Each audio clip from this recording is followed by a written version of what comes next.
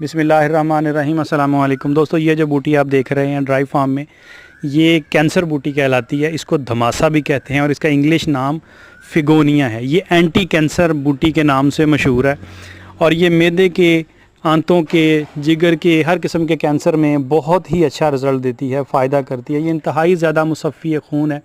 मिजाज इसका सफ़रावी होता है और गर्म तर मिजाज की हामिल है ये बूटी, और एंटी कैंसर है। हर किस्म की सोजिश में, इन्फ्लामेशन में, वर्मों में, पुराने वर्मों में बहुत अच्छा रिज़ल्ट है इसका। बहुत अच्छे नताइज मिलते हैं। कैंसर के लिए बहुत अच्छे इसके फ़वाइद मिलते हैं। कैंसर चाहे किसी भी तरह का हो, गिल्टी हो, रसौली हो, जिस्म के अंदर कहीं पस पड़ गई हो, मोके हों, गांठ बन रही हो कहीं पे बॉडी के अंदर, तो इसका इस्तेमाल करने से बहुत फ़ायदा मिलता है।